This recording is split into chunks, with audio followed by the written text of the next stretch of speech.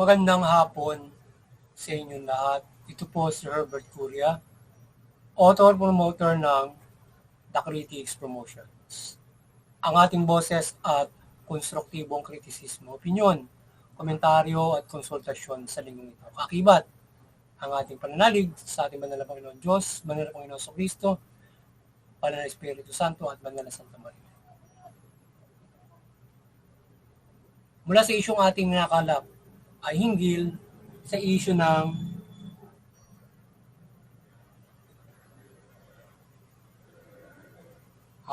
Palace PBBM takes on corruption with due process, not EGK-style acts. We support due process, not EGK punishment on ghost flood control corruption guilty. O yung mga guilty sa korupsyon. So, yan. So, ang ating Pangulong Marcos ay hindi sang-ayon sa pagsasagawa ng EGK na hakbangin upang maparusahan ang mga sangkot sa flood control. Project corruption kung saan ay inihalimbawa ni Secretary Castro ang nakaraang EGK and vigilante style killing on war on drugs na pangamarusa. So, yun. So, in reaction ng ating palasyo doon sa pagtsatsada ni BP Sara ay ang stand ng ating Pangulong Marcos doon sa kung anong dapat na gawin dito sa mga corrupt na mga opisyalis nito, hindi niya gustong due process ang gusto niya at hindi lapatan ng EGK. Ito kagaya doon war on drugs, may mga EGK issue, di ba? So, ang walang investigasyong hakbangin at EGK agad ay hindi hakbangin ng Pangulong Marcos, kundi ang pagrespeto sa karapatan o daanin sa due process ang pag-imbestiga o pagpapanago sa mga sangkot sa korupsyon nangyari sa flood control projects. Ang pagtatag ng ICI o Independent Commission on Infrastructure ng ating Pangulo ay patunay na seryoso siya na papanugutin ang mga sangkot ayon sa due process. So kaya para sa Pangulong Marcos ay hindi niya akbangin yung walang investigasyon at EGK agad. So walang imbestiga. Kapag hinala ka pa na gano'n, EGK na hindi. So para sa kanya, daan ito sa due process o respeto yung karapatan ng bawat isa. At doon sa pagtatag niya ng ICI, pinapatunayan niya rito na siya ay may respeto sa due process o karapatang pantao. So, kaya may investigation and to prove ang mga allegations and to fight case in court kung mayroon talagang sapat na ebidensya para kasuhan ng isang tao. So, ang The Critics Promotions at People's Anti-Crime Promotions, yun yung ating anti-criminality promotions, ay mariing sumusuporta sa mabuting pamahala, patas ng justisya at karapatang pantao. Sa isyong ito, ng reaksyon ng palasyo sa pagtutsada ni Vice President Duterte na Palace PBBM takes on corruption with due process na EGK style, ay we support President Marcos' reaction sa due process na EGK punishment on ghost flood control project corruptions guilty. So, hindi sinusuportahan natin siya na iperarin yung due process at hindi niya ipa-EGK yung mga guilty doon sa flood control project. So, nakikisa tayo sa Pangulong Marcos sa pagpapairan ng due process in acting corrupt in flood control. Anong malis at hindi mapairan ng karahasan o EGK style killing. So, yan, sana suportahan natin itong pagpapairan ng justisya due process from the court hearing or court justice. So, at from the investigation. So, yun, sa ginagawa ngayon ng ating mamamayan ay sinusuportahan nila yung due process at wastong pagpapatupad ng justisya laban dito sa mga korap na ito at mapanagot sila sa kanilang katiwalian o pang-aabuso o pagnanakaw sa kabalambayan. So, ang ating mamamayan ay mahinahon na nagsasaboses ng patas na katarungan.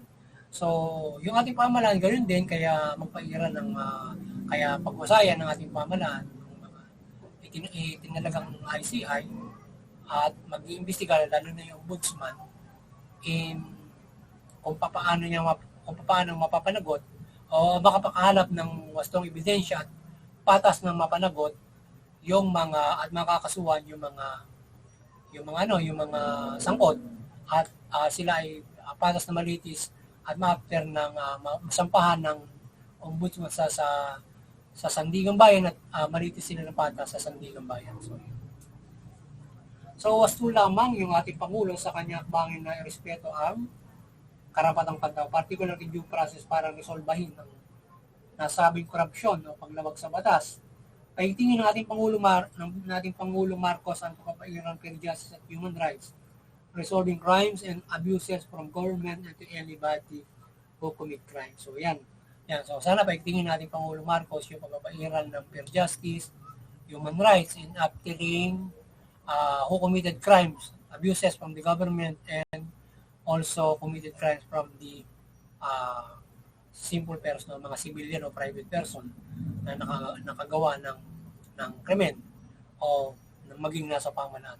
Whatever crime from corruption, katiwala na yan o pang-abuso na gagawin nila using the government or any personal from themselves or paggamit ng kanilang authority. So yan.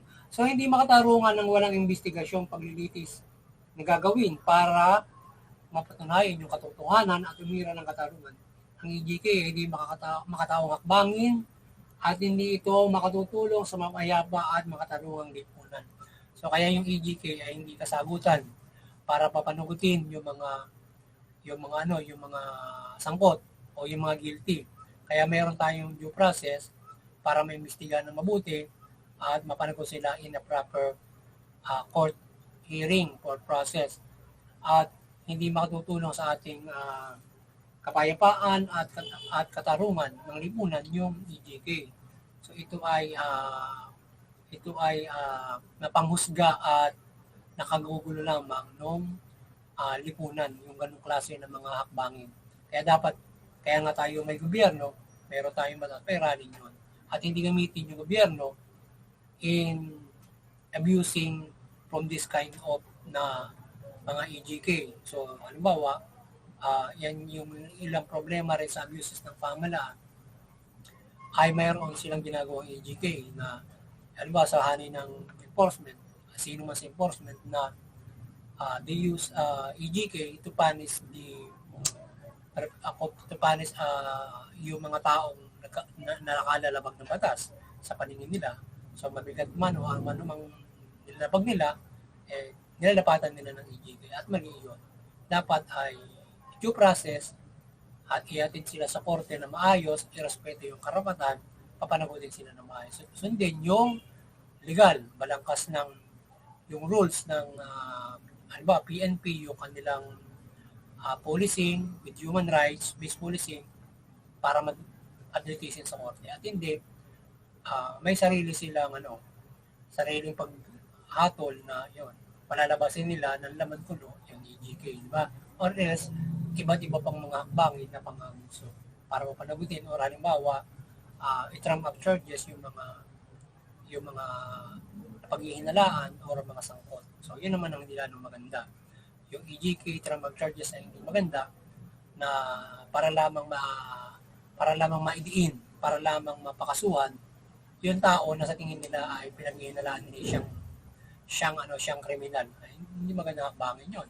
We should collectively yung dapat yung mga nasa pamahalaan matyaga at sama-sama nilang i-collect yung mga ebidensya para makasuhan yung mga maisala. Kasi kung walang ebidensya, walang sala. Kinakailangan kung gusto nilang mapanagot yun, magta-trump up. Di ba? Kung meron silang punteriya. Lalo na kung gusto nilang pagkapirahan or gusto lamang nilang papaigting halimbawa yung kanilang hanay. Kaya masama yun, dapat daanin sa due process. So dapat yun yung nais ng Pangulong Marcos na due process from this kind of anomalies, sana para sa lahat, maging yung pangkaraniwang tao na nabibiktima ng EJK, sana dito sa ating Pangulong Marcos, kagaya ng kanya nangyayari ngayon na wala nang ganyan, hindi wala nang lumalabas sa EJK o di na yan nagkakaroon ng ganong mga balita sa sa drug campaign or any policing or any enforcement in peace and order, ay may iwasan yung EJK. Suportahan niya na yung PNP ay makapag-airal ng fair, may iwasan yung EJK. So, at mapangalagaan ng lipunan ng karapatan na walang ganyan na mangyayari. Lalo trauma charges na nalilitis na kukulong na wala namang kasalanan. So, yun ang mabigat doon. Dapat pa nga ay yung mga makakasuhan, siguradong sila ay mayroong nakalap na talagang ebidensyang gusto or else act of crime siya. Diba? At may sapat na ebidensya. Aside from that, kung itatrump of charges or ay hindi nakabubuti, meron ngang kahit meron ng ebidensya, hindi pa rin talaga sila yung sangkot. Maaring napaghinalaan lang or maaring sila ay whatsoever reason, pero hindi naman sila yung talagang gumawa ng krimen. Mga ganun mga bagay. Lalong-lalo na ay iniipit sila na gawing papanagutin na wala namang krimen na nangyayari. Di ba? So, masaklap yun. At hindi lamang lalo na yung nalalapatan ng EJK, kundi they were breaking life. Nasisira nila yung buhay. Di ba? So ngayon, yung mga gumagawa ng ganyan sa pamahalaan, at sino mang gumagawa ng kasama ay napapahamak.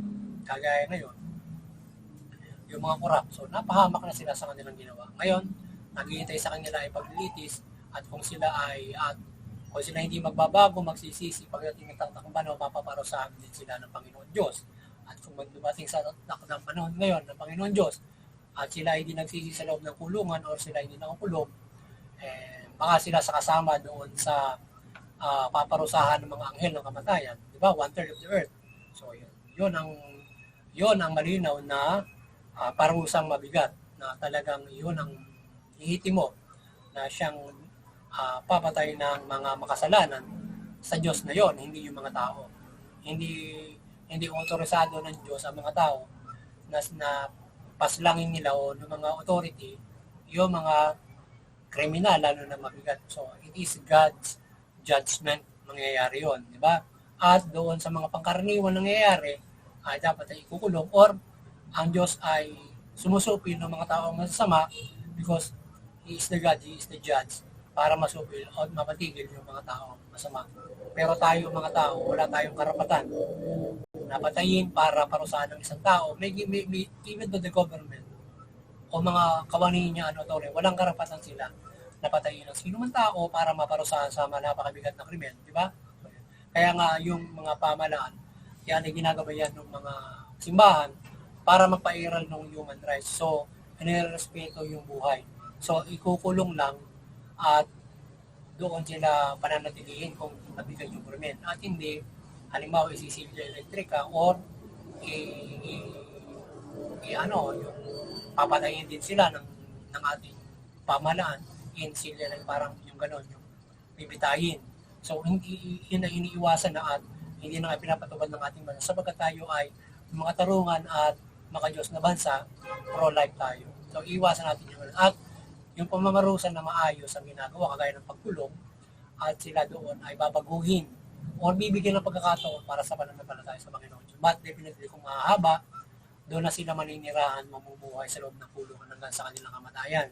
So, dahil mabigat ang krimen nila, mahirap sila ibalik sa lipunan kung sila ay napakabigat ng krimen, lalo na heinous crime. Yan.